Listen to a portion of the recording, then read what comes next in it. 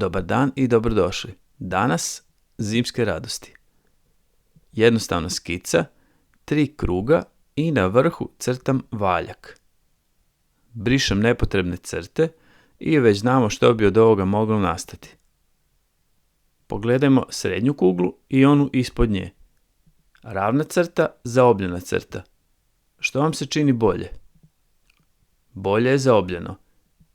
Kad skiciramo možemo si pomoći takvim linijama, iako ne moramo imati te crte, ali zamislimo da imamo zaobljenu liniju po kojoj stavljamo dugmad, to bi bili komadići ugljena. I pošto mi to stavljamo na kuglu, onda bi to tako izgledalo gledano sa strane. Svaki takav sitan detalj koji napravimo kako treba, nam poslije daje bolji rad. I vrijeme je da mu damo i lice.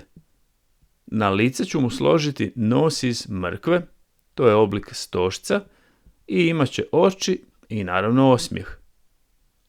To nam je dovoljno dobra skica. Možete skicirati olovkom ili možete krenuti kistom. Postupak je isti. 3 kruga.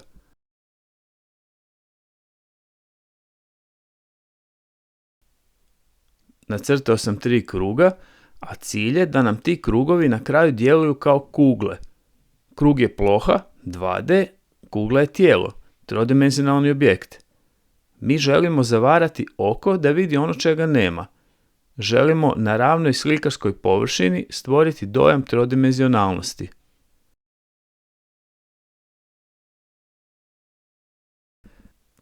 Te naše kugle moraju s jedne strane biti svjetlije i onda polagano prelazimo prema malo jače plavkastim tonovima i s druge strane idu tamniji tonovi.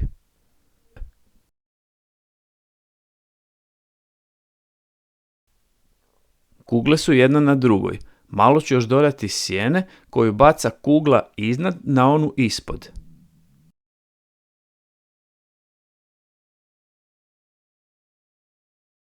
Koristit ćemo tonsku modelaciju da bi nam ta 3 kruga na kraju djelovala kao kugle.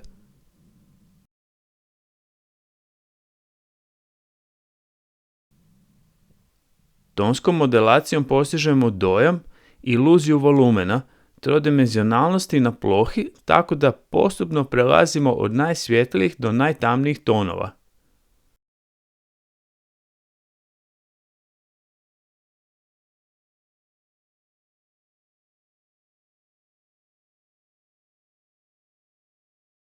Usput ću još slikati pozadinu i dodat ću sjenu.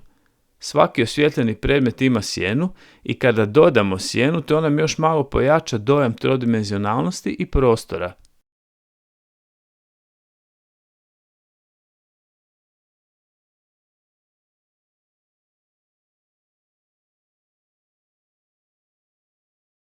Znamo da je snijeg bijel i obično kada prvi put radimo primjer zimske prirode, komentari su: kojim bojama slikat snijeg, pa papir je bijel, snijeg je bijel, samo ostavim bijel papir i evo snijega, slika je gotova. U današnjem primjeru vidimo prevladavaju pastelni tonovi plave. Pastelni tonovi nastaju kada nekoj boji, u ovom slučaju plavoj, dodamo jako puno bijele.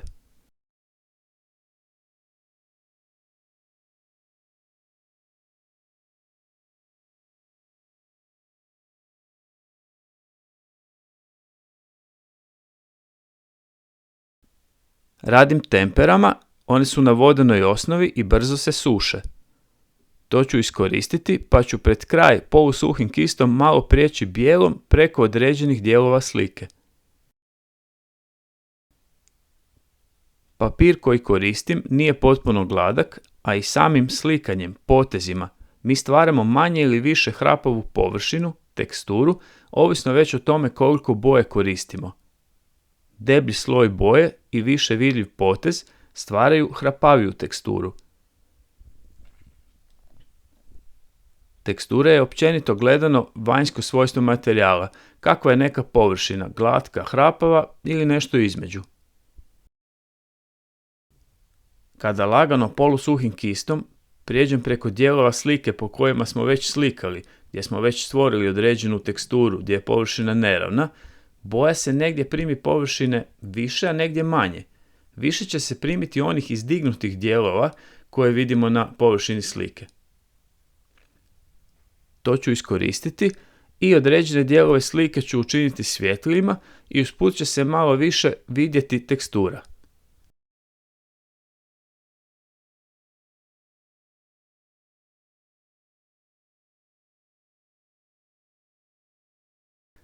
Na glavu sam mu dodao valjak, zamislimo stari lonac, neka bude crven kao kontrast svim ovim plavim tonovima. I taj lonac mora imati svjetlije i tamnije dijelove. Pazimo da su nam svi predmeti koje imamo na slici svjetliji, odnosno tamniji s iste strane.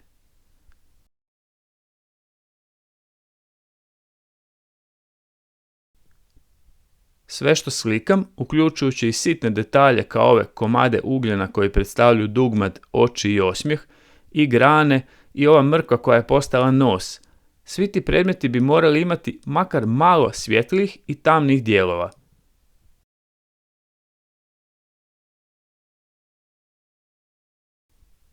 Koristimo tonsku modelaciju na cijeloj slici, i na stvarima koje su veće i na onima koje su manje, iako manje stvari je teže slikati, pa koristimo manji kist. Još ću polusuhim kistom dodati stvarno malo svjetlih dijelova s druge, tamnije strane kugli. To nam djeluje kao malo odsjaja od okolnog snijega koji bi inače vidjeli na tim velikim kuglama. Možda bi malo snijega moglo ostati recimo na vrhu lonca i po granama.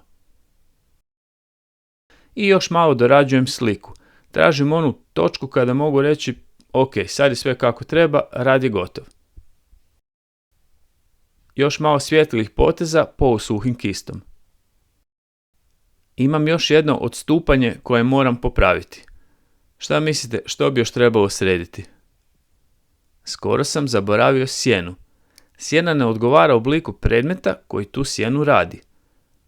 Imam 3 kugle i na njima valjak, a vidimo samo sjenu od 3 kugle. Znači nedostaje mi još sjena valjka, tog lonca i grana.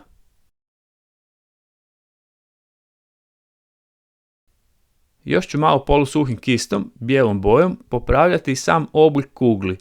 Samo malo prijeđem preko ruba kugle, recimo preko nekog dijela za koji mislim da previše viri van, kao ovaj dio iza grane na lijevoj strani.